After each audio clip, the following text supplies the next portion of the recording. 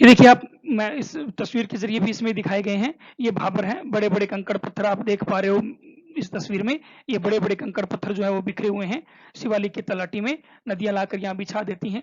तो यहाँ पर पानी क्या है कि नीचे-नीचे, इनके नीचे-नीचे छोटी नदियाँ प्रवाहित होती रहती हैं और इससे आगे जाकर वो पानी प्रकट होता है। तो 10 से 12 किलोमीटर की ये चौड़ाई में फैले होते हैं।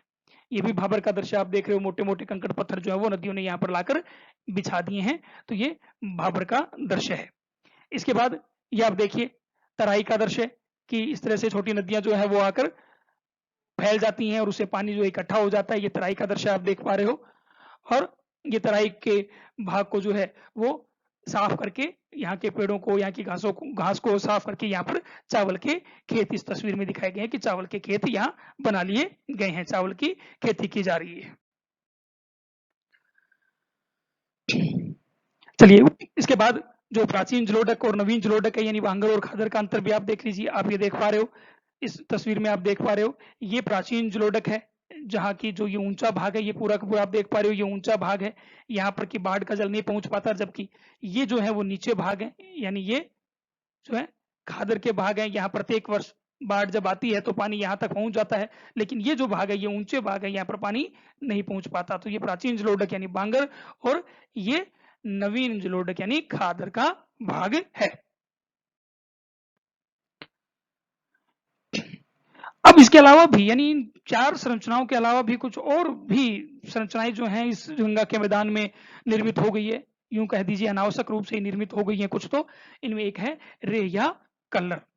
तो रे या कलर यानी नमकीन सी, यूं मान लीजिए कि एक साल्ट नमकीन परत जो है वो मिट्टी भूमि पर आकर जमा हो जाती है, वो इस प्रकार की मिट्टी जो है वो रे या कलर कहलाती है। तो इस प्रकार की जो समस्या खास करके उन क्षेत्रों में ज्यादा मिलती है जहां पर की भूमि में नमक की मात्रा ज्यादा मिलती है, साल्ट की मात्रा ज्यादा मिलती है। तो इस प्रकार की भूमि जो है वो कृषि के लिए भी ज्यादा उपजाऊ नहीं होती, ज्यादा उपयोगी नहीं होती।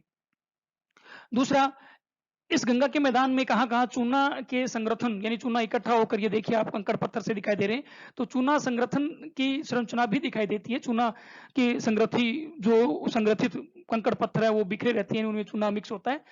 तो ऐसी जो संरचना है वो कहलाती है भूड़। खास करके उत्तर प्रदेश का जो गंगा मैदान है उसमें इस प्रकार की संरचना ज्यादा मिलती है। इसी प्रकार रे या कलर जो है ये भी ज्यादा सिंचित क्षेत्र है, वहां पर ये ज्यादा दिखाई देती है। तो पंजाब और उत्तर प्रदेश के एरिया में ये रे या कलर जैसी संरचना जो है यानी क्षारीय या नमकीन भूमि बोल दीजिए, जिसमें कि नमक की परत जो है वो भूमि पर जमा हो जाती है।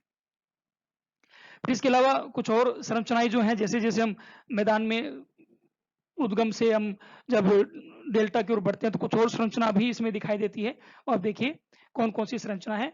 चर यानी डेल्टा, डेल्टा जो है उस डेल्टा के कुछ ऐसे भाग जहां नदियां सागर में जाकर मिलती है, उस डेल्टा के कुछ ऐसे भाग होते हैं जो नीचे होते हैं और कुछ ऐसे भाग होते हैं जो ऊंचे होते हैं। तो डेल्टा के ऊंचे भाग जो होते हैं वो कहलाते हैं चर। ऊंचे भागों को चर कहते हैं। तो इसमें आप देखिए, इस मैप में इस तस्वीर में आप देख पा रहे हो, जो ऊंचे भाग हैं जहां पर कि जल नहीं पहुंच पा रहा है, ये चर कहलाते हैं। यहाँ डेल्टाई क्षेत्रों में रहने वाले जो लोग हैं वो ऐसी आकृति का उपयोग जो है वो अपने निवास बनाने के लिए करते हैं। तो ये सारे ऊंचे भाग जो है ये चर कहलाते हैं। जबकि डेल्टा के वो निम्न भाग, नीचे भाग, जहाँ की ज्वार का जल पहुंच पाता है, ज्वार का जल पहुंच जाता है, वो भाग कहलाते हैं बिल। तो बिल जो है ऐसे भाग जहां पर कि ज्वार के समय जल भर जाता है, तो ऐसे गर्त कहलाते हैं बिल। इनका उपयोग डेल्टा के क्षेत्र में रहने वाले जो लोग हैं वो अपनी जूट की फसल को धोने के लिए करते हैं। तो डेल्टाई क्षेत्र, डेल्टा जहां पर नदियां सागर में गिरती है और गंगा और ब्रह्मपुत्र नदी जो है पद्मा नदी के नाम से मिलती हैं और वहां बांग्लादेश में डेल्टा बनाती है, जिसको सुंदरवन का डेल्टा कहते हैं। ये विश्व का सबसे बड़ा डेल्टा भी है। अब नेक्स्ट बात करते हैं विशाल मैदान का प्रादेशिक वर्गीकरण। गंगा के मैदान का प्रादेशिक वर्गीकरण। तो आप ये मैप में देखिए, गंगा के इस विशाल मैदान को हम 4 भागों में, प्रादेशिक दृष्टि से भी 4 भागों में वर्गीकृत कर सकते हैं। कौन कौन से है? सबसे पहले है राजस्थान का शुष्क मैदान। ये आप देखिए, जो पश्चिमी भाग है इस गंगा मैदान का, ये कहलाता है राजस्थान का शुष्क मैदान। यानी ये भी इस मैदान का ही एक पार्ट कहलाता है, मैदान का ही एक भाग कहलाता है। तो ये यहाँ कहीं कहीं बालू रेत के टीले भी मिलते हैं, कहीं कहीं जलोढ़ मिट्टी भी मिलती है, लेकिन उस जलोढ़ मिट्टी की संरचना को बालू के टीलों ने ज्यादा ढक रखा है। तो राजस्थान का शुष्क अर्धशुष्क मैदान जो है वो इसी गंगा मैदान का ही पश्चिमी भाग है। इससे पूर्व में है पंजाब हरियाणा का मैदान, ये एक उपजाऊ मैदान है। पंजाब हरियाणा का मैदान जो है ये एक उपजाऊ मैदान है और राजस्थान के भारत के जो अनाज उत्पादन में महत्वपूर्ण स्थान, अनाज और फसल उत्पादन में महत्वपूर्ण स्थान रखता है। तो पंजाब हरियाणा का यानी राजस्थान शुष्क मैदान के पूर्व में मौजूद है पंजाब हरियाणा का मैदान। इससे पूर्व में मौजूद है गंगा का मैदान, यानी पंजाब हरियाणा के बाद ये जो भाग आप देख पा रहे हो ये पूरा का पूरा कहलाता है गंगा का मैदान, जिसमें उत्तर प्रदेश का भाग आ गया, बिहार का भाग आ गया, पश्चिम बंगाल का भाग आ गया, ये सारा का सारा गंगा का मैदान कहलाता है। ये भी एक अत्यंत उपजाऊ भाग है। इसके जो पश्चिमी भाग है, पश्चिमी भाग में प्राचीन जलोढ़ और पूर्वी भाग में, यानी ये जो पूर्वी भाग है यहाँ पर नवीन जलोढ़ यानी खादर मिलता है, जबकि इसके पश्चिमी भाग में बांगर मिट्टी का जमाव ज्यादा है। और इससे पूर्व का भाग जो कि असम में फैला हुआ है, ये भाग कहलाता है ब्रह्मपुत्र नदी का मैदान।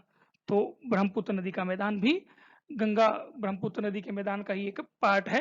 तो ब्रह्मपुत्र नदी का मैदान असम में मौजूद है। तो हिमालय के प्रादेशिक गंगा मैदान के प्रादेशिक वर्गीकरण में ये 4 इसके भाग हैं। इसके हम आगे डिटेल से हम चर्चा करेंगे इन पर कि ये चारों भाग कहाँ कहाँ से कैसे कैसे फैले और इनकी क्या मुख्य विशेषताएं हैं।